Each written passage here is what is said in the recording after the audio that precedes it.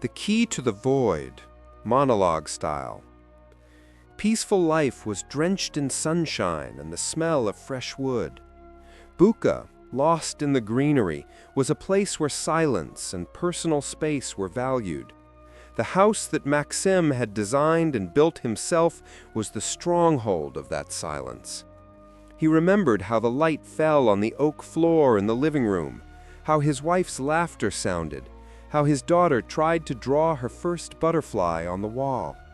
These memories were now his only legacy, his lost archive.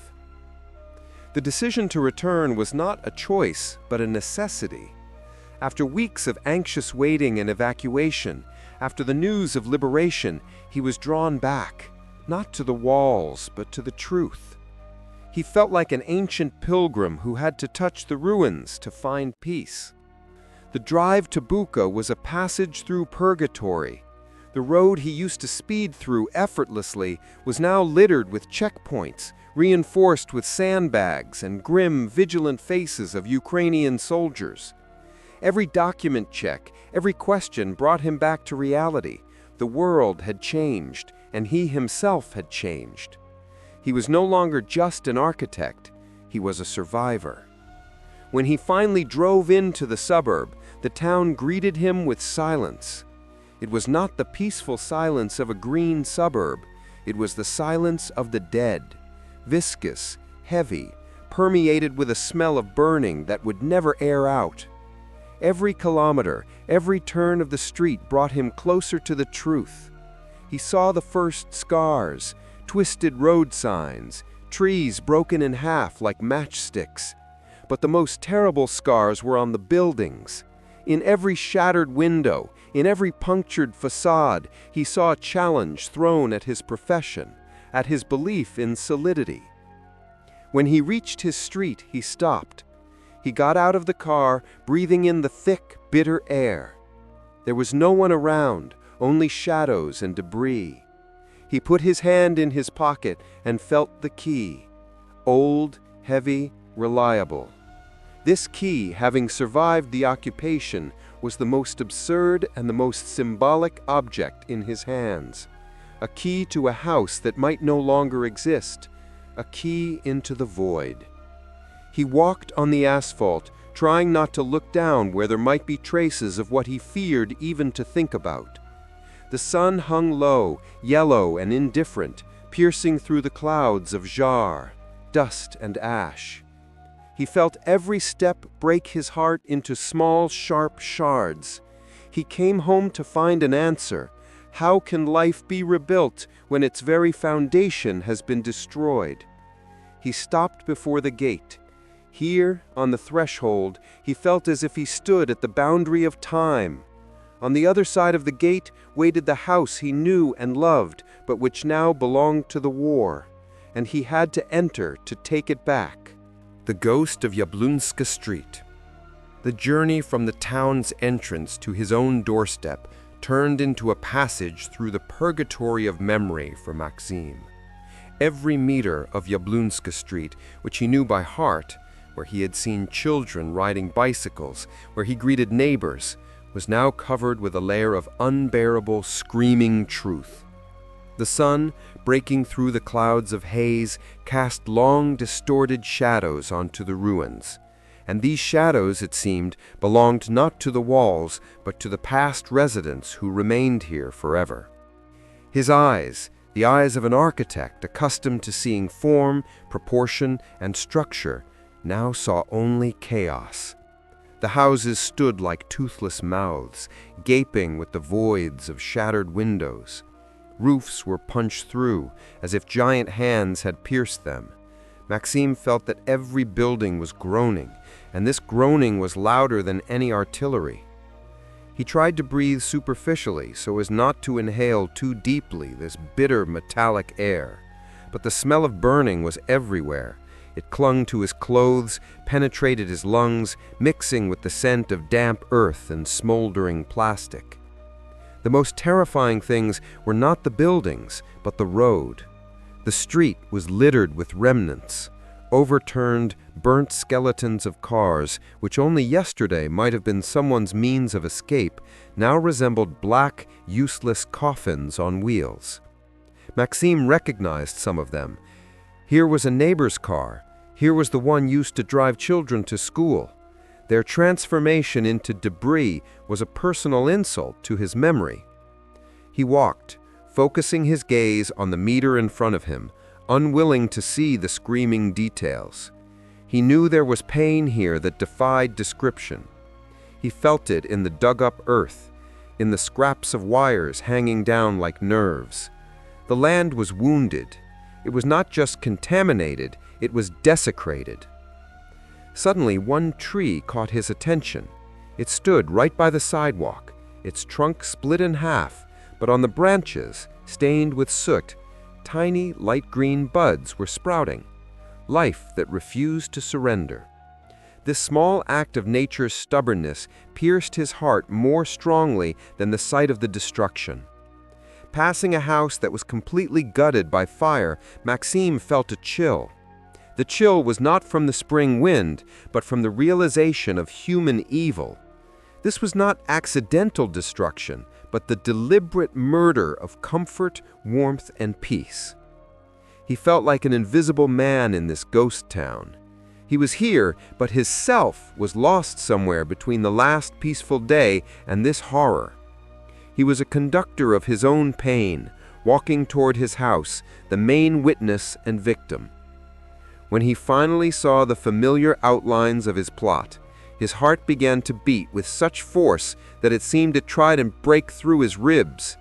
He was almost at the destination, but before entering, he needed to breathe in this poisoned air one last time, as a farewell to the street that would forever remain in memory as the ghost of Yablunska Street.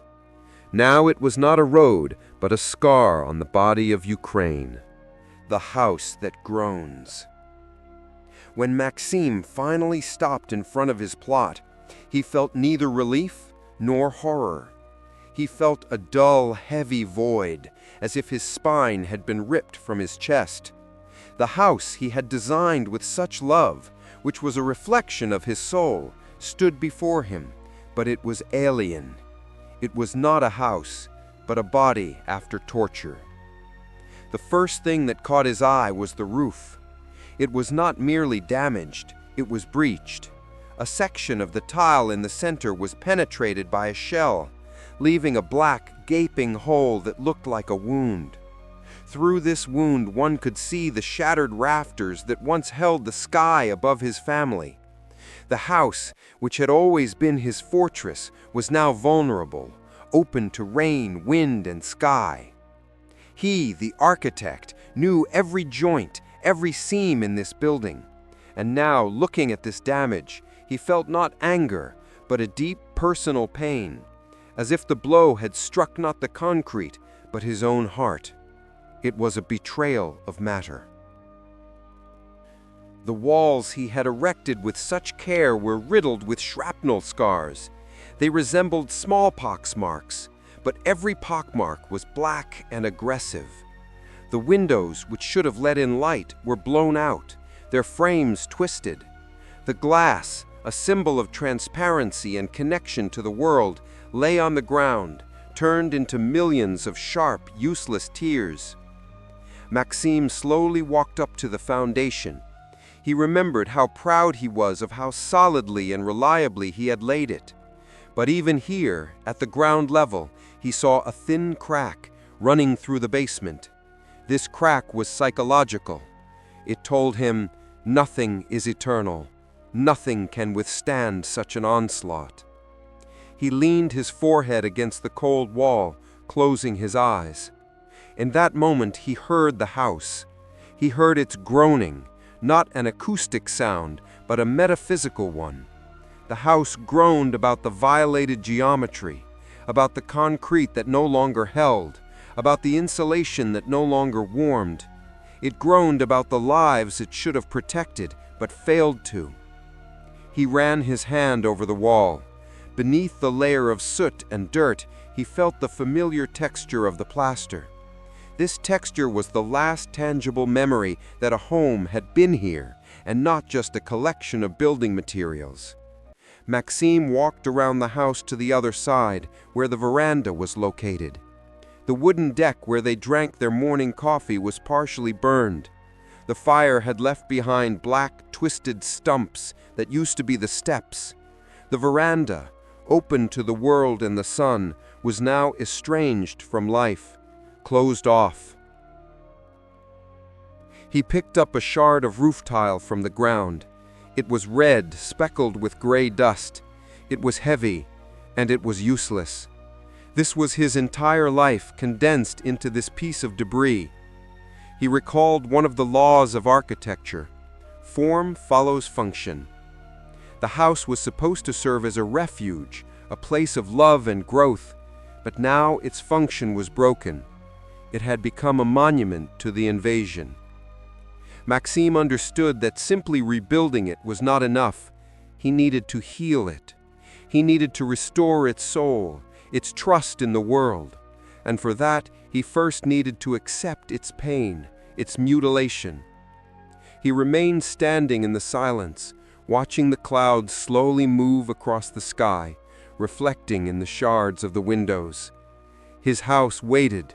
It waited not for a builder, but for a doctor. The scent of burning and memory.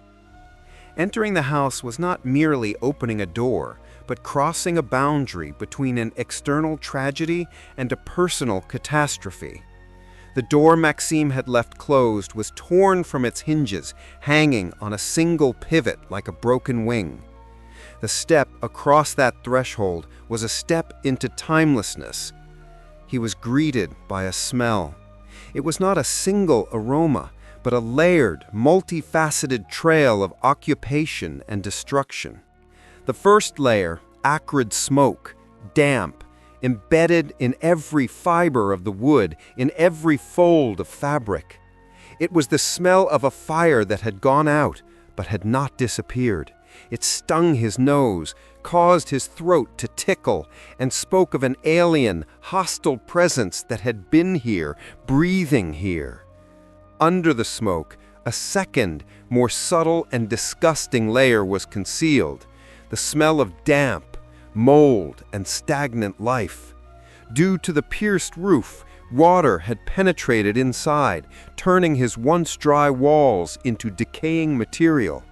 It was the smell of decomposition, testifying to a long, cold oblivion. But there was also a third, phantom smell that barely broke through the first two, like a faint, stubborn pulse. It was the scent of his family, the elusive aroma of old, cherished books he kept in the library, the smell of the vanilla cookies his wife often baked, the smell of the wood he himself had polished. This scent was agonizing. It teased him, reminding him of a lost paradise. Maxime stood in the living room. The floor, which he loved for its warm oak shade, was now covered with a layer of dirt, dust, and broken glass. In the center of the room, where the sofa once stood, gaped a crater of chaos. Furniture was overturned, broken, slashed. Everything that had form and order was deliberately deformed. His gaze fell on the bookshelves. The books, his invaluable collection, were thrown onto the floor. They were torn, their pages trampled. This was not just vandalism. It was an attack on his intellect, on his inner world. He picked up a book, its spine broken. It was like seeing a wound on the body of a friend. He walked to the kitchen. It, the heart of the home, looked most devastated. Cabinets were gutted, dishes smashed.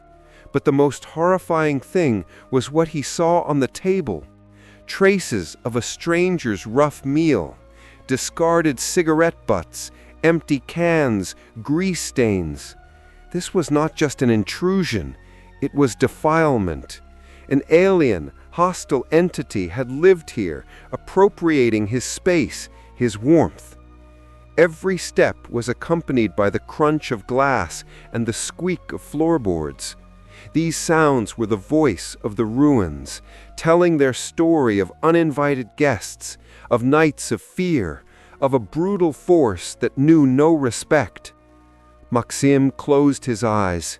In the darkness, he tried to recreate the sounds of the former house, the quiet hum of the refrigerator, the hiss of the coffee maker, the clink of a spoon against a cup. But everything was drowned out by reality, the silence full of shock and that viscous, sticky smell of smoke. He picked up a small child's shoe from the floor. It was covered in dust, but not torn. It belonged to his daughter. At that moment, Maxim felt his emotional defenses collapse. This shoe, this tiny artifact, was undeniable proof that there had been a life here that was brazenly stolen. He pulled himself together. He was here not to weep, but to bear witness. He had to remember this chaos, this smell, this disorder, because only through accepting this pain could he begin the reconstruction. Stepping into his own home, Maxim realized that he had stepped into history. The story of how human evil can destroy beauty, but cannot destroy the memory of it. He stood amid the ruins, and the house, though shattered, was still his. The mirror in the dust. Passing through the living room and kitchen, Maxim reached the bedroom, once the most intimate and protected place in the house. Here, the destruction was different, not like in the communal areas. It was insidious and personal. The mattress was thrown onto the floor, slashed, as if someone had been searching for something inside. The wardrobe with clothes was overturned, and linen, the symbol of purity and order, was scattered, trampled into the dirt. This was the humiliation of private life.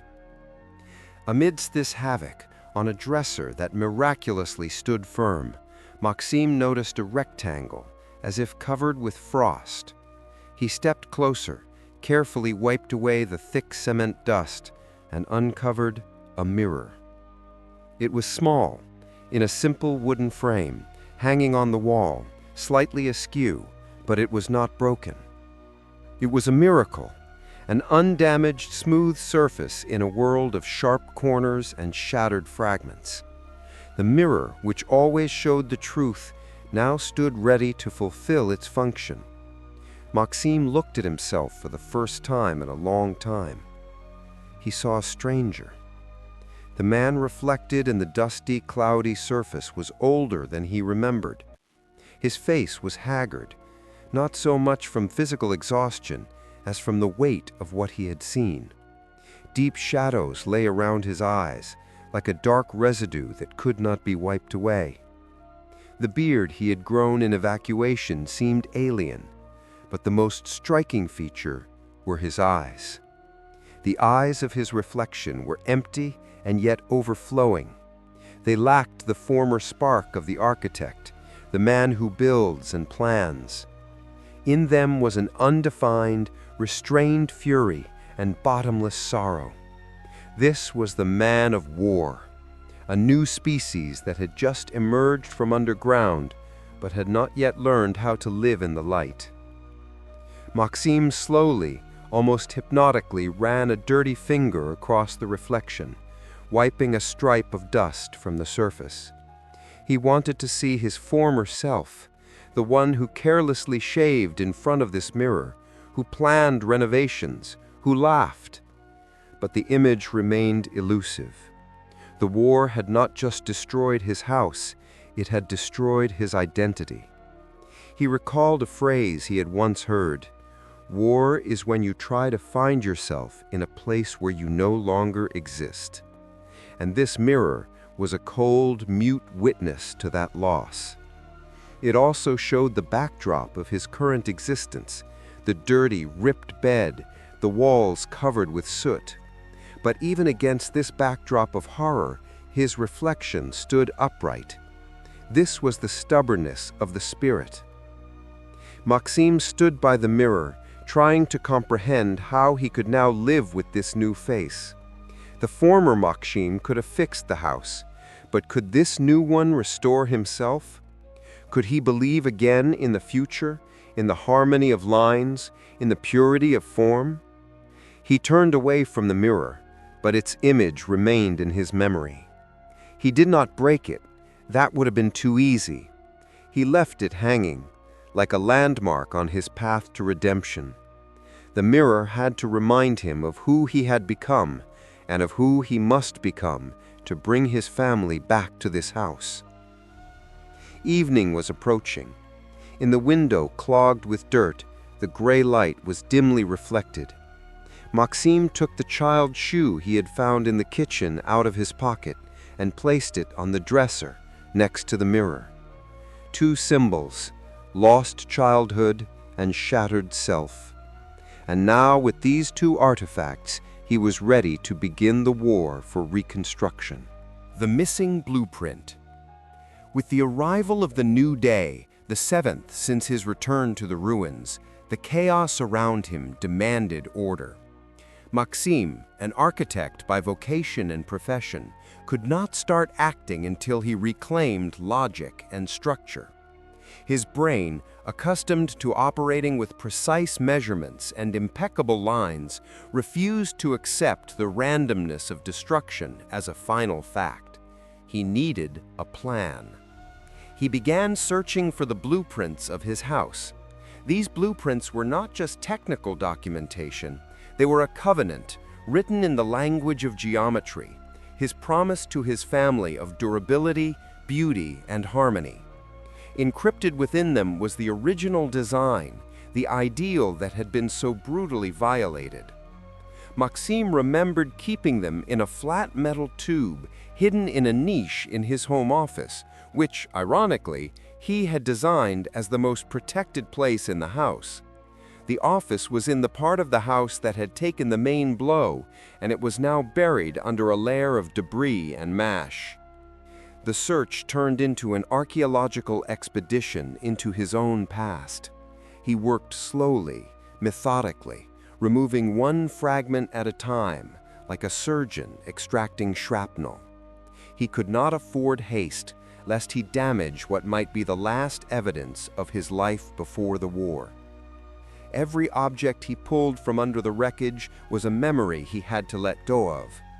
Here was his old folder of sketches, now swollen with moisture and covered in mold.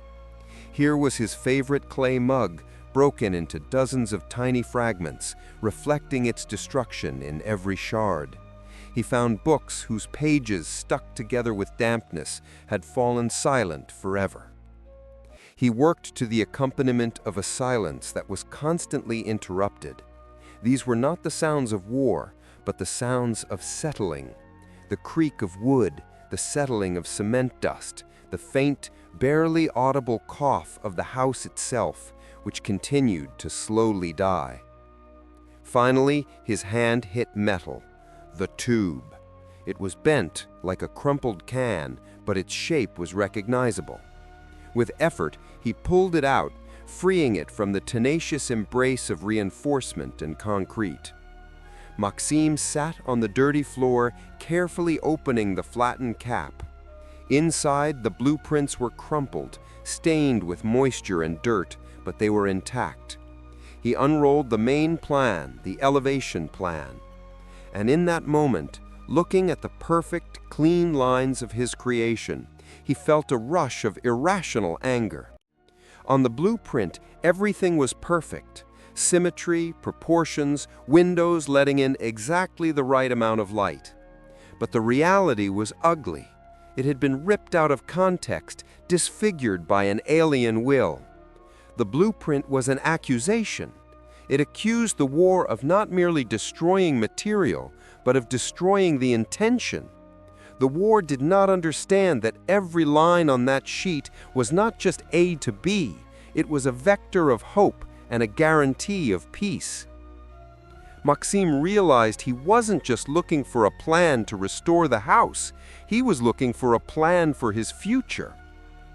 He wanted the blueprint to tell him how to live again, how to bring back his wife's smile, how to hear his daughter's carefree laughter again. But the blueprint was silent. It only showed the past. Looking at those ideal lines, Maxim understood the bitterest truth. The old plan was dead. He could not simply take it and build this house again, because he himself was no longer the man who had designed it. The new house would require a new blueprint, one that incorporated the knowledge of pain, the memory of destruction, and the necessity of refuge. He carefully rolled the blueprints up, feeling their weight. Now they became his mantle, his responsibility. He had to preserve this ideal, to use it as a starting point. But from now on, his work would not just be construction, but an act of resistance against oblivion. He put the tube away, as if sealing his old, innocent life within it. From this moment, his life began with a clean but dirty slate. War in the garden. The 10th day of his stay arrived, and Maxim realized that if the house was a wound, the garden was the contrast. At first, the garden seemed just as destroyed as everything else. The earth he had lovingly cultivated was scarred by ugly, deep craters, black, round wounds where the soil had been uprooted and overturned. These craters, filled with rainwater and mud, were the tears of the earth that could not be protected. The gray sky was reflected in them, and they seemed like the eyes of a monster looking into his yard. But nature, unlike stone and metal, knew no despair. It knew only stubbornness. Maxim noticed that despite all the dirt and soot, delicate sprouts were pushing through the asphalt that the blast had torn apart. The grass, green, bright, and persistent, reached for the sun, ignoring the debris. Its color was outrageously pure against the gray dust, and it was a revelation. He walked over to the old apple tree. It was wounded by shrapnel, its bark peeled off like skin. But on its thin black branches, which had survived the cold and the fire, buds were blooming. White-pink, fragile, they looked like a daring promise set against death. The apple tree, standing amidst its ruined garden, was a warrior who refused to surrender. He bent over a crater, and his gaze was caught by a single tulip. It was low, stocky, but its petals were painted a deep cherry color. It grew right on the edge of the crater, its roots almost exposed, but it was blooming. This tulip was a living manifesto for Maxim. It screamed that life would win, even if it had to push through the thickest armor. In this garden, where human traces were destructive, nature waged its own quiet war. It methodically, day by day, healed itself. Leaves were washing off the soot. Young shoots were covering the ravaged earth. This was a comfort for the architect who had lost faith in the durability of human creation. Nature showed him restoration is possible, but it requires patience and perseverance. Maxim began to work in the garden. His labor here was completely different from the work on the house. In the house, he was cleaning up destruction. Here, he was helping life. He cleared around the apple tree, carefully removing shrapnel and debris to give it space to grow. His hands, roughened by concrete, now worked with the tenderness of a gardener. He felt that through this labor, he was reconciling with the earth. The earth was not to blame. The people who came with weapons were to blame. Looking at these stubborn, blooming buds, Maxim understood his house must be the same. It must not just be walls, but a part of this stubborn resurgence. His task was not just to restore the form, but to inscribe the house into this new, traumatized but living landscape. His house must bloom, like that tulip, right on the edge of the abyss. He stood until sunset, inhaling the mingled scent of ash and life. The sun set, and its last rays, passing through the smoke clouds, made the green incredibly bright. It was beauty born of pain, and he, Maxime, was a part of this process, a witness and an accomplice to the inevitable revival. Alien traces and rage. The work in the garden, though it brought temporary comfort, prepared Maxime for a new, heavier confrontation with the physical presence of those who had taken his life from him. He began cleaning out the most intact part of the house, a small utility room, hoping to find tools there.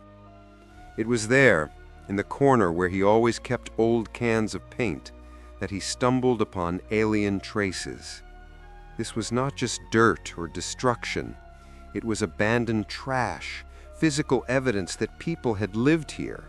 A dirty, tattered wrapper from a ration pack with inscriptions in an alien, hostile language. Next to it, empty, crumpled cigarette packs and a spent cartridge. These items were not just garbage.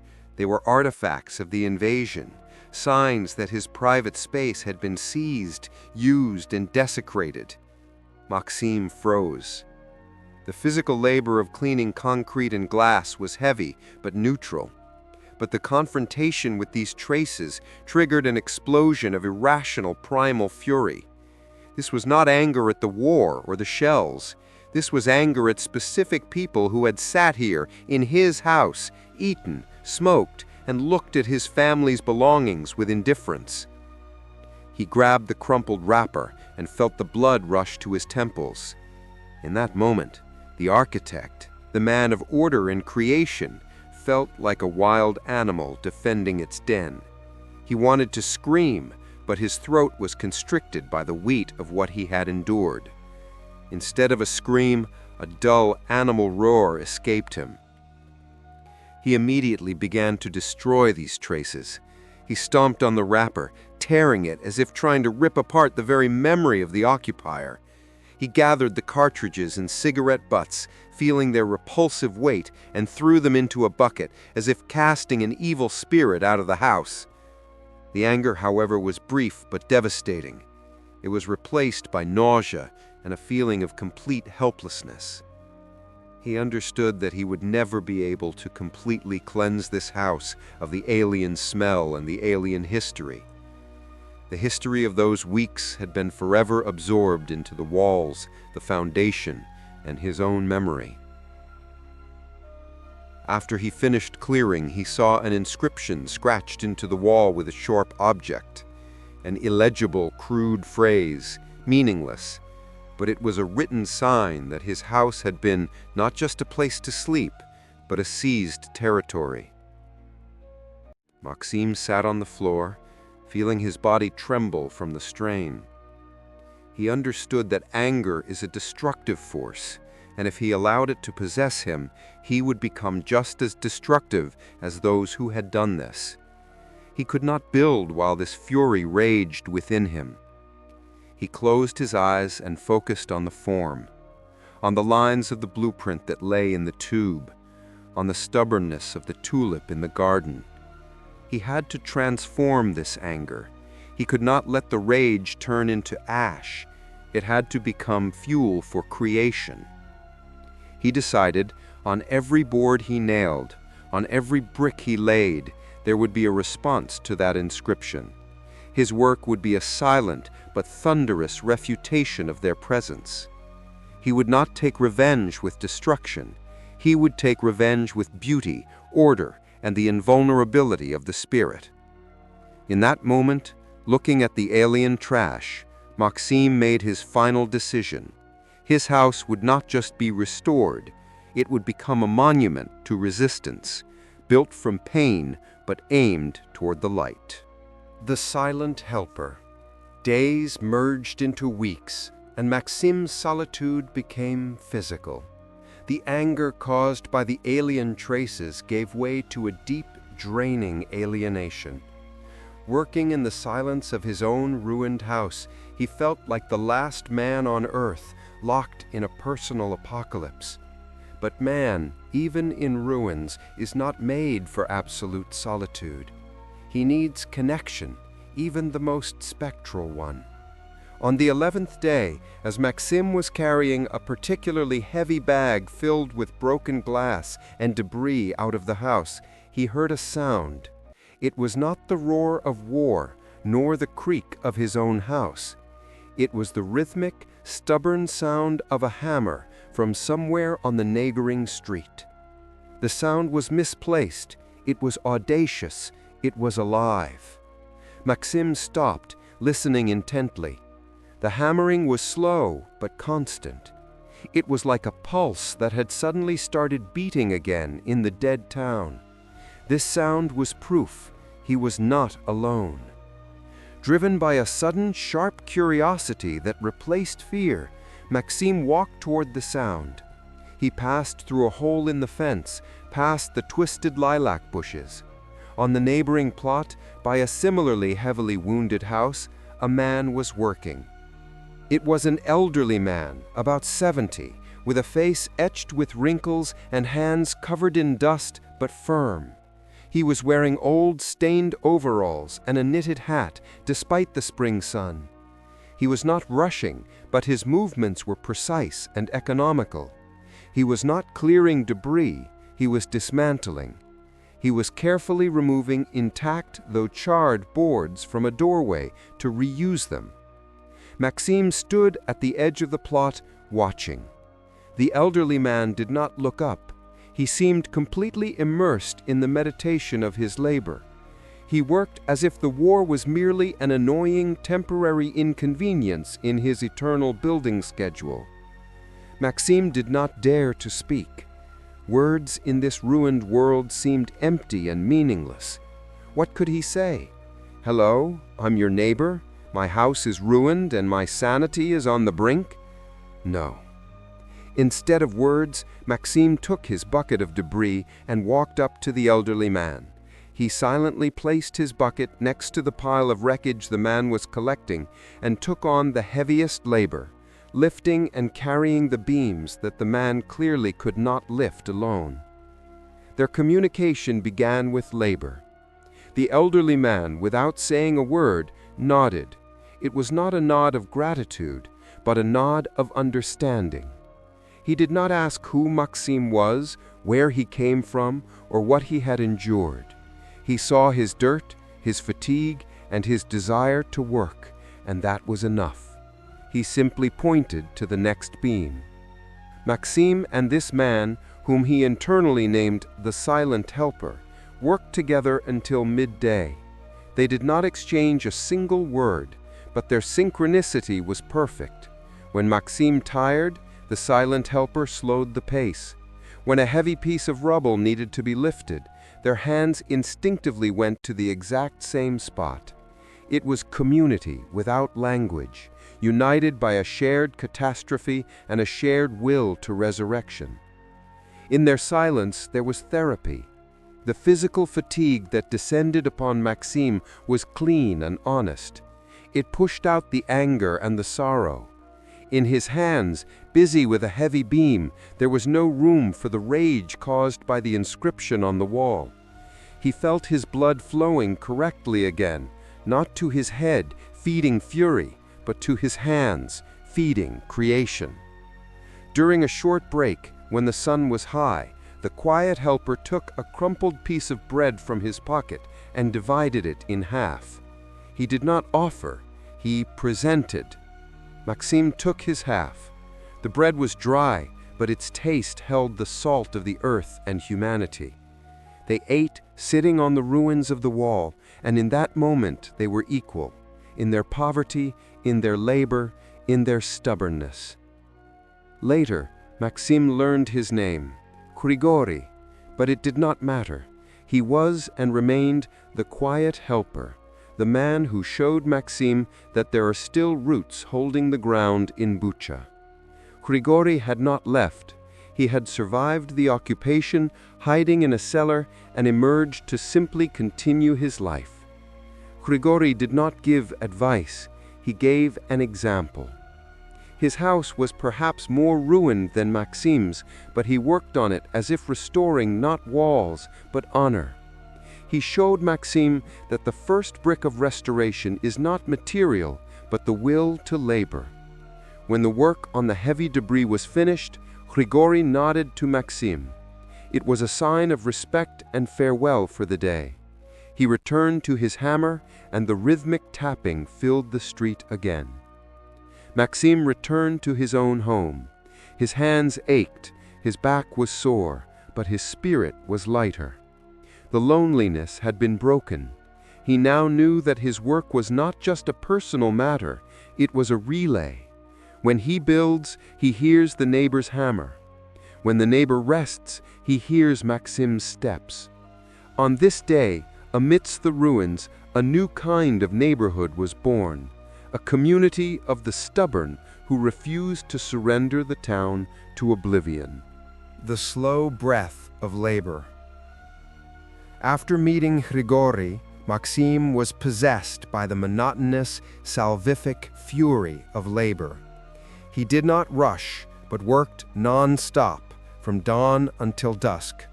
Physical labor became the only tangible language for him, the only form of dialogue with the ruined house. It was the slow breath of labor, rhythmic, exhausting, and cleansing. Clearing the debris in the house was not just cleaning, it was the painful process of separating the past from the future. He had to decide what was worthy of preservation and what had to be finally let go. Every fragment he lifted was tied to a memory, and he had to re-experience the loss anew. He started with the home office, where he had found the blueprints. Here, amidst the wreckage of his professional life, he worked especially cautiously. He dismantled the debris layer by layer, like an archaeologist studying a perished civilization. He found his old pens he used to draw lines of hope, now covered in dust. He found twisted discs with projects that now seemed ridiculous. Projects about glass, light, and open spaces. He carried the trash out in sacks. Lifting heavy objects, muscle strain, sweat running down his face and mixing with the dust, this was a ritual purification. In this exhausting work, there was no room for reflection or sorrow. There was only the here and now. Lift, carry, discard. Monotony became his meditation. The tapping of his hammer, as he knocked bent nails out of beams, was an answer to Grigori's hammer rhythm, audible from afar. It was a dialogue between the ruins, not with words, but with actions. The most difficult part was dismantling the living room. Here he found things belonging to his wife and daughter. A doll whose head had fallen off, but whose dress remained intact. A photo frame where the glass was broken, but the image itself miraculously survived. A smiling daughter holding a bouquet of wildflowers. Picking up such artifacts, Maxim felt a sharp, cutting pain. This pain was proof that he had not become callous, that his heart was still capable of feeling. He could not throw these things away. He created an ark, a large, sturdy box where he collected everything that had emotional value, everything that had to become the seed for a future life. He worked with wood. The splintered, charred beams that could no longer serve as support, he had to saw into short pieces to carry out. When he turned on the old, miraculously surviving saw, its sharp whine cut through the silence of Bucha, and this sound was a symbol. He was cutting the past to make way for the future. With every sack carried out, the space inside the house expanded. The feeling of compression, the claustrophobia that the debris had brought with it, was receding. The ceiling, though pierced, seemed higher. The light penetrating through the broken windows seemed cleaner. Finally, he reached the floor. The dirt, ingrained in the parquet, was the most stubborn enemy. He worked with a brush and scraper, scrubbing inch by inch, and when, after long hours, he saw the shine of the wood, he felt not pride, but relief. A part of his house was clean again. This cleanliness was a physical reflection of his internal cleansing from anger and despair. By the end of the second week, his body was covered in bruises and cuts, but his mind was calm. The fatigue was honest. It was deserved. It was the best sleep he could buy. He fell asleep feeling the weight of his labor, and in his sleep, his brain seemed to continue sorting and restoring the lines. Maxime understood that rebuilding the house starts from zero, from the void, from the willingness to accept this void and fill it with his own labor. He was not just clearing garbage, he was laying a new foundation, the foundation of his belief that his hands, which knew how to build, could heal what an alien, barbaric force had destroyed. The slow breath of labor became his prayer, his refutation of chaos, and his promise to those who were waiting for his return. The voice without an answer. After 3 weeks of monotonous labor, Maxime reached the very heart of the wreckage in the living room, the remains of the fireplace, which served as the center of their family evenings. The work here required special caution, as the brick debris was mixed with personal items that had been knocked off the shelves. In this mess of stone and ash, his hand struck a cold, smooth object wrapped in a piece of thick, charred fabric. Unwrapping the fabric, he discovered an old voice recorder, a small, pocket-sized device that they used to record notes during vacation, or more often, to record children's stories and songs. It was dented and covered with a layer of soot, but it seemed to have withstood the impact. The find caused not joy, but anxious anticipation. If there was a recording inside, it meant he could hear a voice that had existed for him only in memory for 2 months. His wife's voice, which he had tried not to forget. His daughter's voice, whose laughter had become the most precious sound to him. He took a spare battery from his artifact Arc, the same one he had been saving for the flashlight, but which had proved unnecessary. With trembling fingers, he installed it in the compartment, and the voice recorder came to life. A tiny green indicator lit up, a symbol of hope he hadn't seen in so long. Maxime pressed the play button. The first thing he heard was static, then a faint, distorted child's voice that was beginning a story. The voice was thin, clear, telling about a princess and a dragon. It was his daughter. Her voice, preserved by electronics, sounded unnaturally loud and piercingly clear in the ruined space. He closed his eyes, and the ruins vanished. Around him was not ash and smoke, but his living room before the war. He saw his daughter sitting on the floor, legs crossed, seriously telling a fairy tale. He heard his wife's soft laughter in the background. Then the recording shifted to another moment. His wife's voice, warm, calm, said, "Maxime, look how good it is here. Us, our home, you created a whole world for us. Thank you for that." It was a random, fleeting phrase, spoken perhaps during an ordinary evening tea. But in this moment, in the ruins, that phrase sounded like a testament. Maxime felt a huge, restrained wave of emotion wash over him. It was not just sorrow, it was the realization of the very nature of loss. He understood. The war had taken not only the walls, but the sounds. Not only the bricks were destroyed, but the echo of their happiness. He sat there until the recording ended with a hiss. He turned the voice recorder over, trying to find new recordings, but there was nothing more. Only these 2 minutes of life, compressed into an old plastic casing. The voice recorder became a new mirror for him, a mirror that reflected not his disfigured face, but the integrity of his past. In it, he heard that his house was perfect before evil touched it.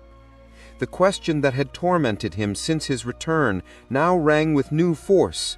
What is a home? Home is not steel, not concrete, and not glass. Home is the sounds, the voices, the emotional resonances that fill the space. He can restore the walls, but can he restore the echo? He realized that the true goal of his work was not just to build a building, but to create the acoustics for those voices. The walls had to be strong and warm enough so that when his family returned, their laughter could take root in this space again. Maxim carefully turned off the voice recorder. He didn't hide it. He placed it on the cleared windowsill, the most guarded artifact. This voice recorder, the voice without an answer, became his tuning fork. Every hammer blow, every new brick he would lay, would be tuned to the frequency of that voice. He must build not just a house, but a soundtrack for his family's return. The Dome of Sorrow. After finding the voice recorder filled with voices, Maxim felt that his personal grief had reached its limit. The walls of his house, his pain, his memories, all of it seemed too confined, too selfish in the context of what he had seen on Yablonska Street. He needed to step outside his plot to understand the scale. He set out for the place the whole world was talking about, the place the returning residents whispered of, the Dome of Sorrow, Kupol Skorbi. This was the location where public pain took on a physical, terrifying form.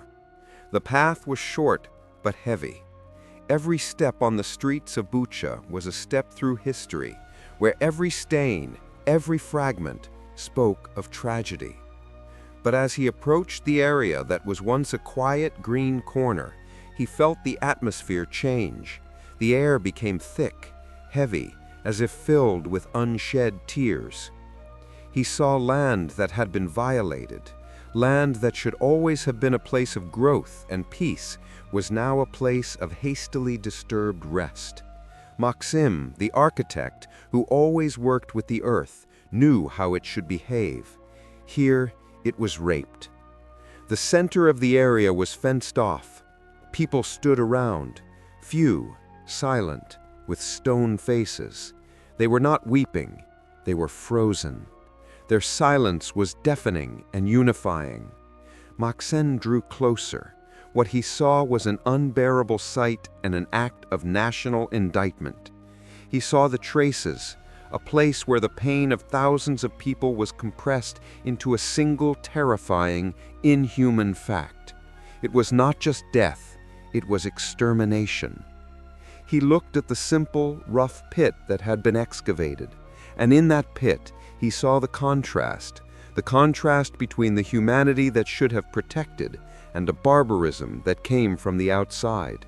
He saw that evil had not just destroyed houses, it had tried to destroy the very possibility of life.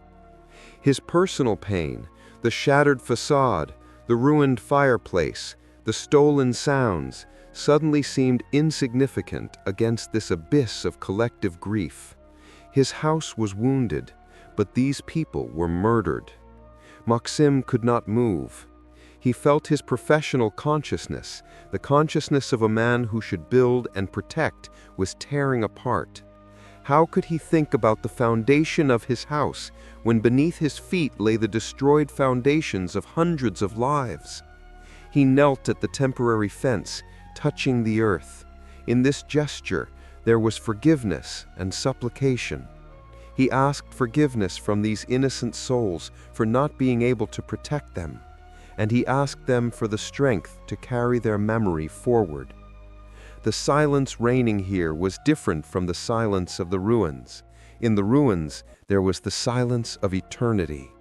Maxim understood that his return to Bucha was not just an attempt to save his house, it was the duty of a witness. He had to see this abyss so that his construction would have true meaning. His house cannot be built on oblivion. It must be built on the memory of this tragedy. His anger, which he had felt in the storeroom, was now transformed. It became a pure, cold, crystallized indignation. This was not rage against individual soldiers. It was an indictment against the ideology of destruction. He sat there until the sun began to sink toward the horizon. In the rays of the sunset, the flowers brought by the few visitors seemed blood red on the gray earth, and he remembered the stubborn tulip in his garden. Maxim realized that the will to live is stronger than the will to kill. What happened here must become a source not of despair, but of incredible determination. He stood up. His body was heavy, but his spirit was cleansed. His personal mission had now become collective. He had to restore not only his house, but the honor of his land. His future house would become not just a refuge, but a symbol that life, beauty, and creation always return to their land. He left the dome of sorrow without looking back. He carried with him the weight of this memory and the necessity of action. Tomorrow he would begin his true work, the work that would be dedicated to those who did not live to see this day, the work that would be the first brick in the construction of Bucha's new, unconquered future. Charcoal and gold dust. After visiting the Dome of Sorrow, Maxim felt that the period of cleansing and reflection was over. His rage was crystallized into solid, unwavering determination. Now it was time to create. His hands, accustomed to the dirty work of cleaning, had to remember the language of precision and creativity again. He began excavating in his workspace, which was now almost clean, searching for his tools. These tools were his extension, his voice in the world of geometry. He sought them not as working items, but as talismans capable of restoring his former strength. First, he found his drawing board, Kulman. It lay overturned, its white surface covered with a thick layer of cement dust. He carefully lifted it. This drawing board was his altar, the place where his ideas were born. He wiped away the dust. Beneath it, a perfect, pure white emerged, a symbolic canvas waiting for a new design. Next, he discovered his set of pencils. They lay scattered like bones. He gathered them, hard, soft, colored. Every pencil he held in his hand was a promise of a line that must overcome chaos. He sharpened them, and the clean, sharp lead became a symbol of the clarity of his intentions. But the most important find was his protractor. This instrument, which allows measuring and constructing angles, was the embodiment of order and law for Maxim. The war was chaos. It was a blunt, irrational blow. The protractor, with its precise divisions, was the counterblow, a blow of reason and harmony. He carefully cleaned it, and the polished metal gleamed in the dim light. He also found the charcoal, not just a piece of burnt wood, but a remnant from the cozy evenings of the former fireplace. He placed it next to the protractor. The charcoal, the symbol of destruction and memory, had to lie next to reason and order. He understood that his new project must be a balance between charcoal, the memory of pain, and gold dust, the symbol of pure, ideal construction. Maxim sat down at the drawing board. He spread out a clean sheet of paper, which he had brought from the evacuation, white, untouched by the dirt of Bucha. In that moment, he felt like a demiurge beginning creation from scratch. He didn't immediately draw the walls. First, he drew the horizon line. This line separated the sky from the earth, speaking of stability. Then he drew the foundation, the lowest line, which had to be immovable and unbreakable. His work was an act of faith. He was not just drawing, he was laying the foundations of a new psychology. Every line was a decision not to surrender, a decision to build a house that would be stronger than all blows. He remembered his wife's voice from the recorder. You created a whole world for us. And now he had to create that world anew. But this world would be different. He began to draw the walls. The walls were thicker than in the previous project. The windows, smaller, more protected. He included an underground shelter in the project, which would be not just a cellar for pickles, but a concrete capsule of safety. This was a compromise with the new reality. The house had to be not only beautiful, but armed. In that moment, as his hand, guided by the protractor, drew a perfect angle, Maxime felt a surge of energy. It was not physical excitement, but clarity of purpose. He was a creator, and he knew that his right to create was stronger than anyone else's right to destroy. His work became a silent yet loud answer to the inscription on the storeroom wall. To every word of hatred, he responded with a precise, confident line. To every fragment of shrapnel, with a monolithic wall. In the evening, when he finished the sketch of the first floor, he sat looking at his plan. The light from the flashlight fell on the blueprint, and the lines seemed alive. He took the charcoal and placed a dot next to the plan. This dot was the dome of sorrow, the memory that must serve as the basis for all his new creation. He was ready. His hands remembered. His mind was clear. His tools were sharpened. He was the architect of revival. The new plan. The process of creating the new plan took Maxime long, meditative weeks. It was not just a technical exercise, but a reinterpretation of life through the prism of geometry. The old blueprint, found in the crumpled tube, was a manifesto of innocence and confidence. The new plan, however, had to be an act of wisdom, born of suffering. Maxime worked in complete solitude, sitting at his cleaned drawing board. In the silence of the ruins, broken only by Grigori's distant hammer taps, his hand moved slowly and confidently. He used his sharp pencils to draw not only the walls, but their psychological defense. The main difference in the new plan lay in its two-layered nature. The outer layer, the facade, had to restore the beauty and harmony that the war had destroyed. He preserved the classic lines, but reinforced them, making the material more durable and resilient. The house had to smile at the world again, but this smile had to be tempered. The inner layer, invisible to the layman, was a safety capsule. He re-envisioned the foundation, integrating a shelter within it. This was not a basement room, but a monolithic concrete core, capable of withstanding a direct hit. He designed it with ventilation, water, and communication in mind. This shelter became the center of the new plan, its hidden heart. It symbolized that safety could no longer be just an expectation. It had to be built into the very structure of being. Working on the plan, Maxime faced an ethical question: how to incorporate the memory of pain into the architecture. He did not want the house to be a museum of suffering, but he also did not want it to be an act of oblivion. He found the answer in materials and light. On the plan, he marked the location where his old fireplace, which was almost completely destroyed, had stood. Instead of restoring it, he planned a stone composition in the living room.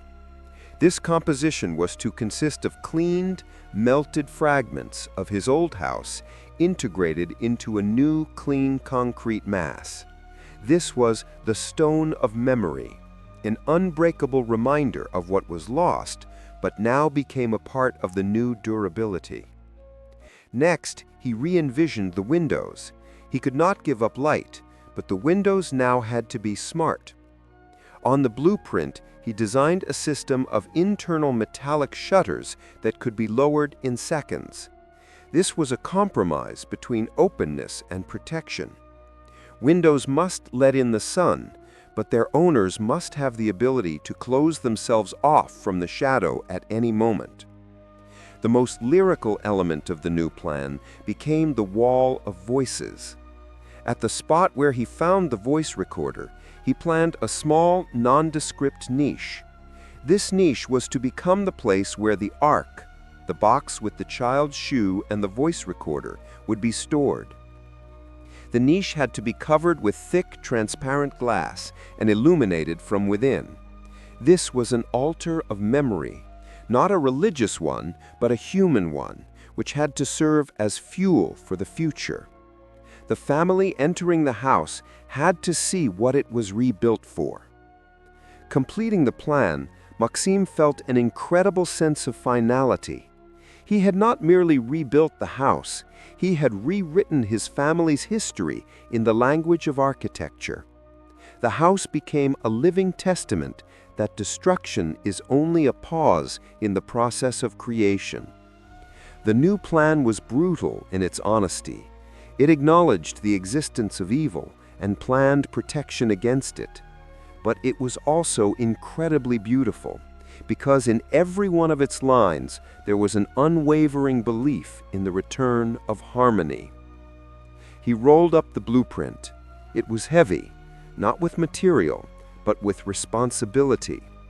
Now the most difficult part awaited him, transforming the lines and angles into brick, concrete, and wood. He needed to begin construction. His silent war for revival was only just beginning.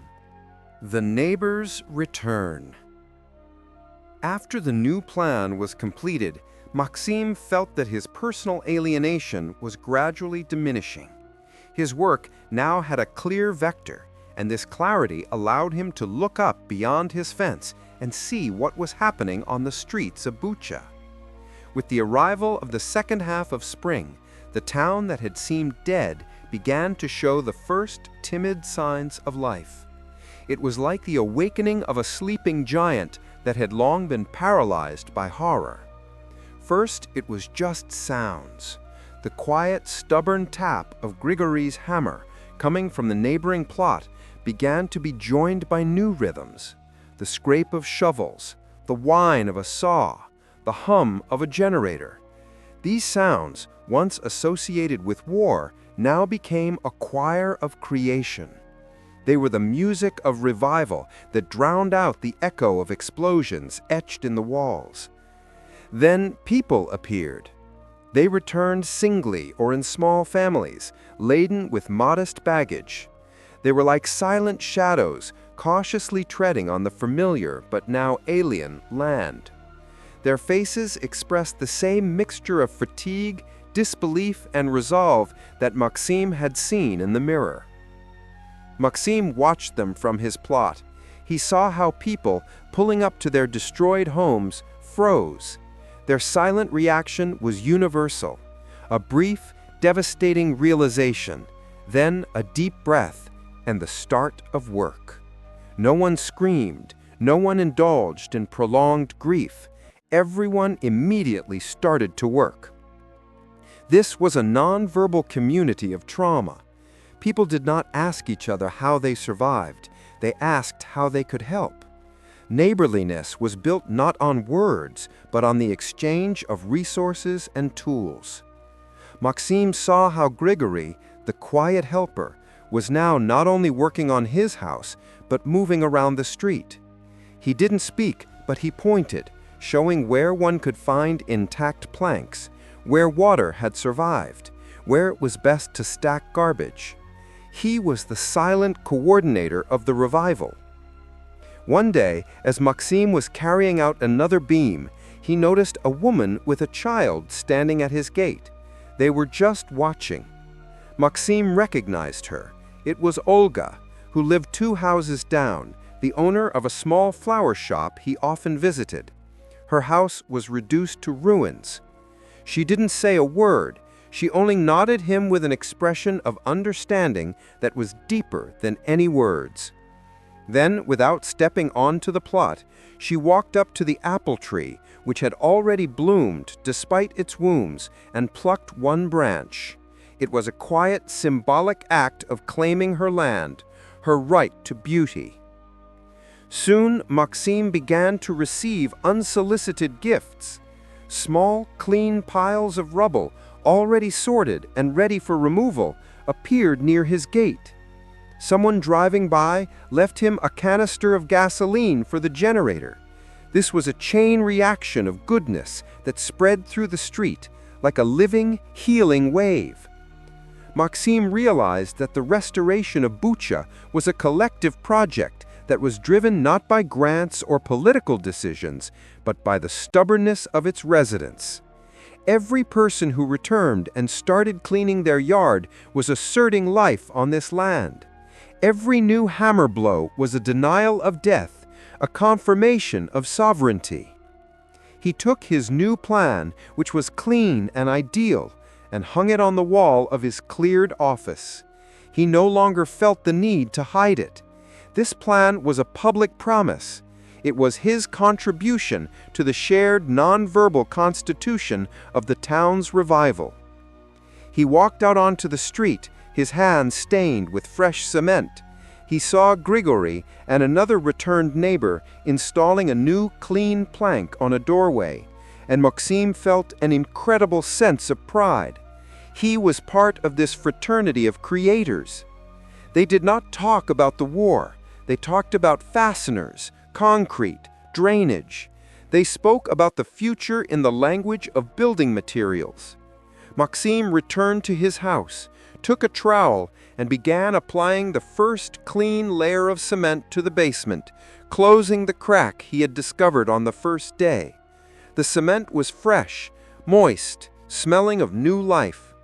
This gesture was the symbolic healing of the house's wound. The town, exhausted and devastated, was now slowly breathing, and this shared, synchronous breath was the most powerful proof that Bucha would survive and be reborn. The first board of purity. After weeks of cleaning and planning, the day arrived when destruction definitively yielded to creation. Maxime, with the support of the volunteers to whom he had given a copy of his new plan, received the first batch of clean materials: packs of silicate bricks, sacks of fresh white cement, and most importantly, planks. He chose one of these planks for his first symbolic act of construction. It was a plank of light, almost white wood, smooth, smelling of resin and forest, not smoke and gunpowder. It was flawless. It had not a single knot, no trace of fire, no stain of dampness. It was a carrier of innocence in a world that had lost all purity. Maxime decided to install it as the first beam in the place where the roof had been penetrated by the shell. This was the highest and most vulnerable wound of the house. He lifted the plank to the sky. The sun, breaking through the clouds, illuminated it, and it seemed like a beacon. The act of installation required a precision that was, for Maxime, an act of faith. He had to measure the opening, making sure the beam would sit perfectly horizontal, thereby restoring the violated geometry of peace. He used his protractor, the symbol of order, to ensure the angle was correct. The work was slow. He was helped by Grigory, who, seeing what Maxime was about to do, silently arrived with a ladder and ropes. Their hands worked in sync, their eyes exchanging unspoken instructions. When the board was lifted and secured, Maxime felt a wave of relief and pride pierce through his body. This was not just a piece of wood, it was the first clean element in his house. It stood in stark contrast to the charred, twisted rafters surrounding it. This contrast was a statement. A new generation of durability had come to replace the destroyed past.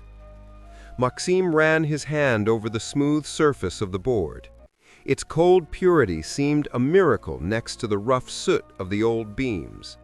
In that moment, he understood that restoration is not return. It is the creation of something new that carries the knowledge of pain, but refuses to be defined by it. This board was the point of reference. It set a new standard for the entire house. Everything that would be built after it had to be just as clean, durable, and perfect. It was the answer to the chaos he had found on the day of his return. In the evening, when the work was done, Maxim remained sitting beneath this new beam. He looked up at the square of the sky framed by the clean wood. Through this frame, he could see the stars, stars that he could observe without fear of shelling, but remembering the price he had paid for this minute of peace. He remembered the blueprint, the ideal laid down on paper, and now this ideal began to materialize. The first board was the first syllable in a new, long poem about resilience. Maxim knew that full restoration would take many months. There would be difficulties with materials, with the weather, with money, but the main thing was he had started. He had crossed the line. He ceased to be a victim and became the architect of his resurrection. He took the charcoal that lay in his pocket and carefully touched it to the old, charred beam that adjoined the new board. He wanted the old and the new to touch, for there to be a transfer of knowledge between them. The old wood conveyed the memory of pain, and the new conveyed the promise of durability. Maxim went to sleep feeling the physical joy of a job well done for the first time in 2 months. The smell of resin and clean wood penetrating through the gaps was the best scent of hope. The house that groaned now began to breathe, and its breath was clean and new. The evening light bulb. Work on the house progressed slowly but relentlessly. Maxim and Grigory, his quiet helper, were restoring what had been destroyed, strengthening the walls, replacing the twisted beams. Every day was an act of will, a victory of order over chaos. However, despite the progress, their work ended with the onset of dusk, and the house again plunged into the original dead darkness, the very darkness that the occupation had brought with it. On the 45th day, as the sun was sinking toward the horizon, painting the czar clouds in heavy orange-red tones, Maxim was laying the new wiring. The old cables were cut, burnt. This work was a metaphor for him. He was restoring the nervous system of the house, its ability to feel and to glow. Grigory, who had gone home earlier, returned and silently pointed to the telephone line. He had arranged a connection with a crew of electricians who were working on restoring the block. In this town, which was recently shrouded in darkness, light was the most desired treasure. Maxim worked until the last ray. He connected a temporary panel, checked the insulation. Everything was ready. Now all that remained was to wait for the miracle. They sat by the temporary hearth, eating a meager dinner. The darkness deepened, penetrating every crack, filling the clean space with the ghosts of fear and loneliness. Darkness, Maxim knew, was an ally of the anxiety and oppression he had felt when he first returned. Suddenly, the silence was broken. It was not a roar, but a light, almost imperceptible click somewhere on the utility pole. Maxim, without moving, looked at the empty light bulb socket he had screwed into the hallway. And then it happened. The room flashed with light, not a bright, blinding light, but a soft, warm yellow glow. The light bulb, the simplest, most ordinary one, was shining, casting clean, familiar shadows on the newly plastered walls. It was not just light, it was a triumph. Maxim felt his breathing return to normal. His eyes, accustomed to the darkness, widened, surprised by his own ability to see in this unusual abundance. The yellow light was the color of comfort, the color of joy and hope, a color that defied the grayness of the ruins. Grigory, who sitting nearby, did not say a word. He only raised his head and smiled. It was the first pure, serene smile Maxim had seen on his face. In this light, they both looked younger, less haggard. Maxim got up and slowly walked through the house.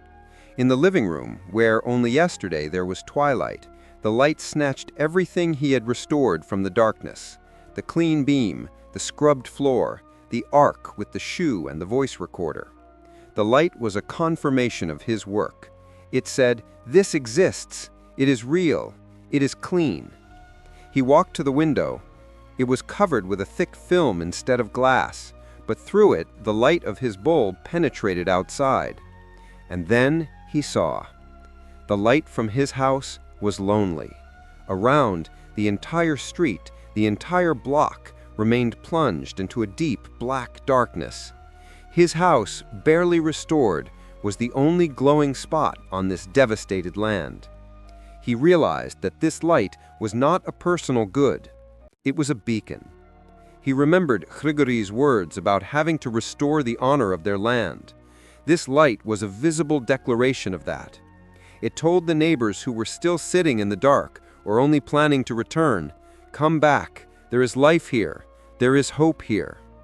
Maxim walked out onto the threshold, carrying the flashlight. He saw that in the darkness, a little further down the street, shadows were moving. It was his neighbors who had emerged from their dark houses, drawn by the unusual phenomenon. He did not speak to them. He simply turned on the second light bulb he had prepared for the veranda. Now his house shone twofold. His house, designed as a bastion of private life, suddenly became a public symbol. In this light, there was no room for chaos, fear, or despair. The light calmed, signaled safety, and awakened initiative. Maxim knew that the next day the neighbors would come, not to ask for help, but to ask how he did it. They would ask about the cables, the panel, the electrician's crew. And he would answer them, not with words about his grief, but with a plan and assistance. He returned inside. He didn't turn on more light so as not to attract too much attention to himself and not to be wasteful, but 2 bulbs were enough. He sat by the fireplace, the soft golden glow reflected on his face. This light was the return of civilization. It was the first step toward normality. Now that the house could see again, he could work at night, he could think, he could wait for his family. Light was the affirmation of life, and in this warm yellow aura, Maxim, the architect, sat and planned the future, a future that was now clearly illuminated. Months passed. The knock of the hammer and the whine of the saw became a constant background on the street. Now not a solitary sound, but the synchronous chorus of dozens of returned residents. Maxim's house was far from complete, but its skeleton was whole.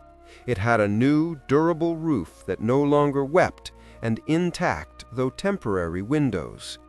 The walls were cleaned, newly plastered, and looked unconquered.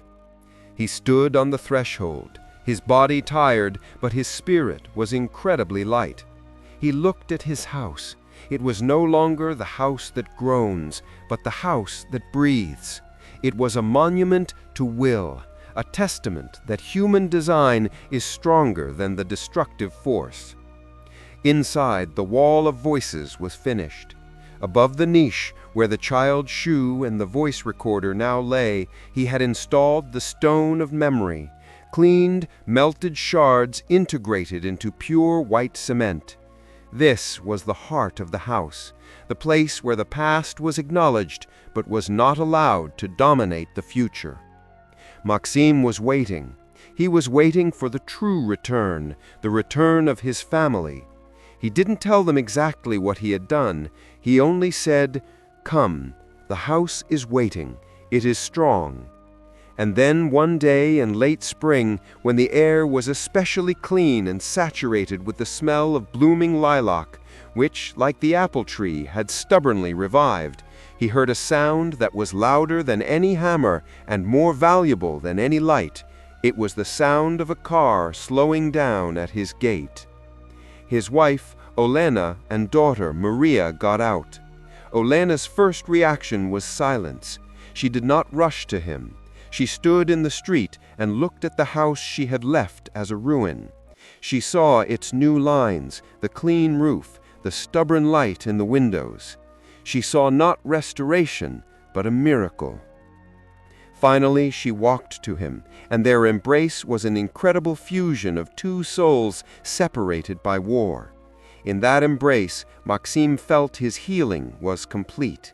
His body, scarred by labor, was a home for her warmth. But the most important thing was Maria's days. The girl, barely 10, carried the shadow of what she had endured in evacuation in her eyes, but she did not cry. She walked around the house, touching the walls with her hand, and then she went inside. She froze by the wall of voices. She saw her shoe lying under the glass next to the voice recorder. She understood. She turned to her father, and her eyes filled with tears, but they were tears of understanding, not fear. "Papa," she whispered. The words were rare, but in the monologue text they sounded like a shot in the silence. "You were waiting for us here." Maxime knew that his new plan had worked. The house was ready not only for life, but for the acceptance of memory. Olena sat by the stone of memory. She closed her eyes and inhaled. "It smells of wood and of our home." Maxime walked outside. He looked at the sky. The clouds that were once czar clouds were now ordinary clouds, slowly drifting across the clean spring sky. And through them, the sun shone brightly and insistently. This was the sun in the czar clouds. It meant that the pain was there, but the darkness had gone.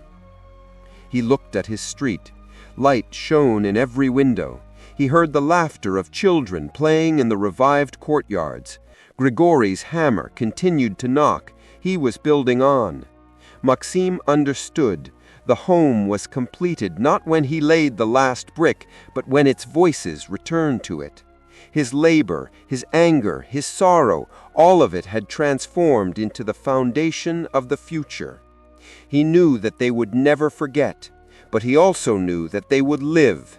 His house was now not just a refuge, but a fortress of their spirit, built from stubbornness, love, and an unwavering belief that life on one's own land always wins.